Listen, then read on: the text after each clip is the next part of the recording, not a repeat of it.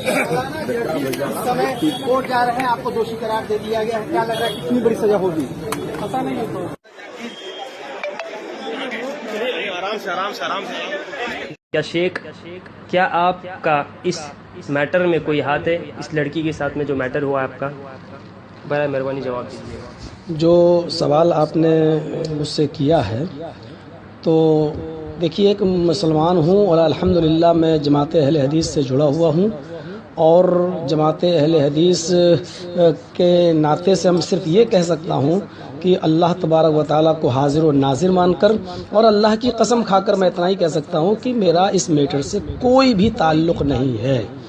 ये सिर्फ मनसब की लड़ाई है, ओहदे की लड़ाई है, और वो शख्स जिसने मेरे ऊपर इतना बड़ा इल्ज़ाम लगाया है वो हमारे मरकज़ तक जाता है, मरकज़ी जमीयत अहले हदीस, और वहाँ के नाज़िम आला से बात करता है कि इनको अमीरी के ओहदे से हटाइए, ये मगरबी यूपी के अमीर हैं, लेकिन उन्होंने उसकी बात पर कान नहीं धरा। तो उसने ये एक गंदा खेल मेरे साथ खेला है। वैसे तो वो 10-12 साल से मेरे पीछे पड़ा हुआ है और कोई ना कोई हरकत हमारे साथ करता ही रहता है, लेकिन अब सारी हरकतों में जब वो नाकाम हो गया तब उसने ये गेम खेला है मेरे साथ कि इस लड़की के मैटर में इनको उलझाया जाए और इसकी सफाई पेश की जाए।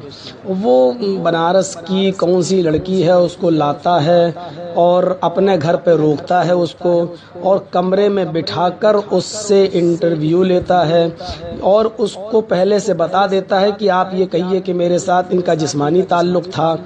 आज तक वो, मैं ये एक बात जानना चाहता हूँ आपसे, बिल्कुल आप लोगों को अल्लाह ताला ने अक्ल सलीम अता फरमाई है, अगर कोई लड़की मुझसे जिस्मानी ताल्लुक़ उसके साथ अगर था तो वो अब्दुस सुबहान के चक्कर में कैसे आई है?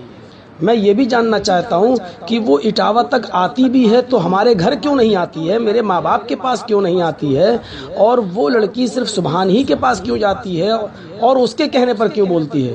भाई आप शरई तरीके से अगर आप उसका इलाज चाहते हैं, इसका हल चाहते हैं, तो उसके लिए 4 ऐनी गवाह चाहिए जो आपके पास है नहीं।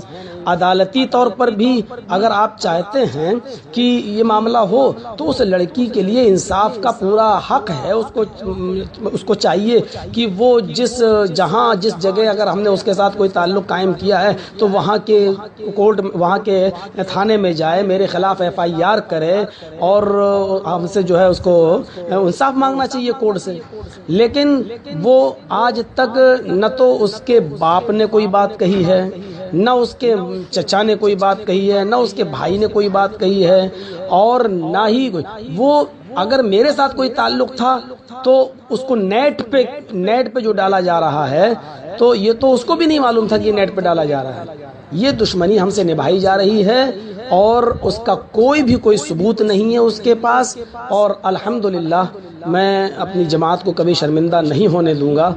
और आप इस बात पर पूरा भरोसा रखिए, और मैं अल्लाह की ज़ात पर भरोसा रखता हूँ, उसके यहाँ देर ज़रूर है लेकिन अंधेर नहीं होता है, और बहुत जल्दी हक़ आपके सामने आएगा। और ऐसी चीज़ें हमारे सामने कोई आज से नहीं है, पढ़ने के ज़माने से हमारे साथ ये सब मामलात होते रहे हैं और हमें गिराने की कोशिश की जाती रही है, क्योंकि जो आदमी जितनी ऊपर उड़ान उड़ता है और जितना मशहूर होता है उसको गिराने की कोशिश भी उतनी ही ज़ोरदार अंदाज में की जाती है। लेकिन अल्लाह का हाथ हमारे ऊपर है और इंशाअल्लाह मुझे उम्मीद है कि बहुत जल्दी इसका फ़ैसला होगा, और बहुत जल्दी जमात अहले हदीस को मैं कोई खुशखबरी सुनाऊंगा इंशाअल्लाह। अस्सलामु अलैकुम वरहमतुल्लाह। वालेकुम अस्सलाम वरहमतुल्लाहि वबरकातुहू। माशाल्लाह शेख ने अच्छा अपनी तरफ से खुलासा किया है, और यही खुलासा जो है अवाम अहले हदीस अवाम चाहती थी कि शेख अपनी ज़बानी करें, और माशाल्लाह ये बहुत अच्छी बात है कि अहले हदीसों के नज़दीक इंशाअल्लाह अनकरीब खुशखबरी आएगी। हम इंतज़ार करेंगे, हम मुंतज़िर हैं उस दिन के कि हमारे शेख पर जो तहमत लगाई गई है वो तहमत का खुलासा हो और हमारे शेख उस तहमत से बरी हो जाए। शेख मेरा आखिरी सवाल है आपसे एक, कि ये जो स्कैन पेज भेजते हैं कि बनारस सल्फिया से आपको निकाला गया है और आपको 1994 का, तो वो स्कैन पेज बहुत रोटेट होता है और कहते हैं कि लोग भाई देखो इनको मदरसे से निकाला गया है, और उसमें अल्फाज भी ऐसे कि भाई ये जर्जीस जो है ये आवारा बच्चलन, ऐसे अल्फाज से उन्होंने खिताब किया है और कहा है कि ये भागा हुआ है मदरसे से। तो इसका खुलासा ज़रा दे दीजिए शेख। इससे ही आप अंदाज़ा लगा लीजिए कि 1994 वाला एक लेटर जो है उसको दिखाया जा रहा है। इससे आप अंदाज़ा लगा सकते हैं कि कोई आदमी मेरे पीछे किस हद तक पड़ा हुआ है। पहली बात तो ये कि आजकल इंटरनेट का ज़माना है, मीडिया का ज़माना है। आप जामिया सल्फिया मरकज़ी दारुल उलूम ज़िम्मेदारान से आप राब्ता कायम करें।